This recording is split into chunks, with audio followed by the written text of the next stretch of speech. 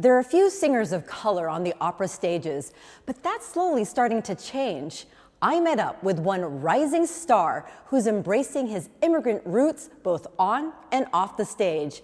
Critics call him the golden tenor.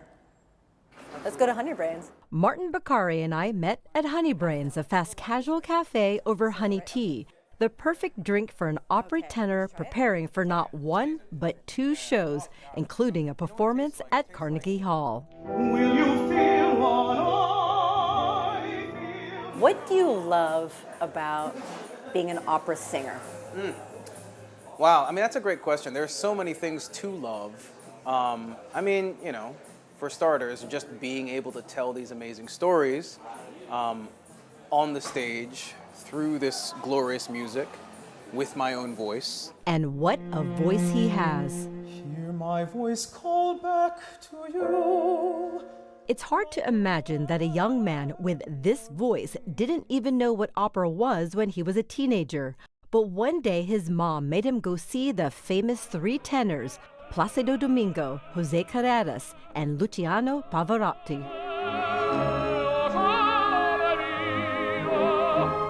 My mom likes to say that I was slouching in my chair like any teenager would, and then as soon as Luciano Pavarotti opened his mouth, I quickly sat up in my chair at attention, because, I do remember how enthralling the vocalism was. To hear that for the first time, I had never heard it in person. The performance was apparently not originally scheduled, and it was actually the last performance they ever did together. And my mom and I like to say that they came to Ohio specifically to recruit me. But it wasn't until he saw baritone Lester Lynch perform when he thought to himself, hey, I can do this.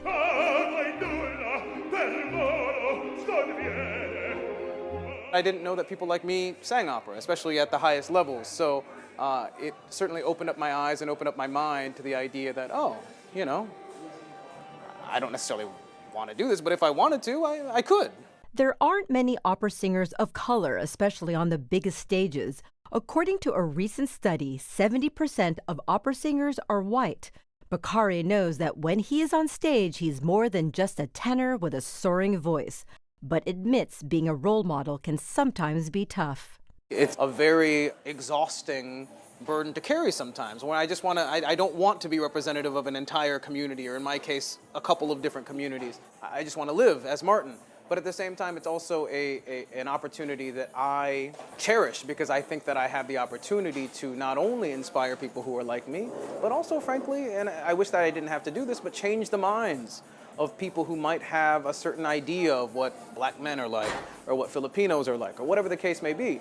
Bakari, whose mom is Filipino and dad is Tanzanian, grew up with his siblings in rural Ohio. He credits his small-town roots for supporting his big city dreams. A wonderful experience growing up in Yellow Springs. I often say that had I grown up in virtually any other town in that area, I'd probably be doing something very different with my life, because it's a town that is very encouraging of young people to do what it is that they love, and great love for the arts.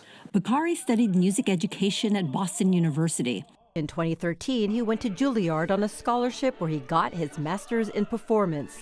He found himself booking work immediately. Bakari has performed on some of the world's biggest stages, from Carnegie Hall to the Kennedy Center to the Atlanta Opera. Along with singing in some of his favorite classical operas, Bakari has performed in critically acclaimed new works, including Charlie Parker's Yardbird at New Orleans and Dayton Operas. He also teaches at the Mannes School of Music at the New School.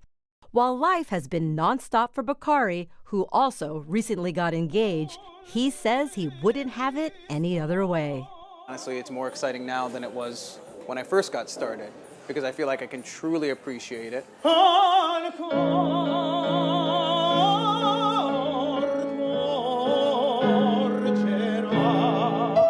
I'm Ernabelle DeMillo for Asian American Life.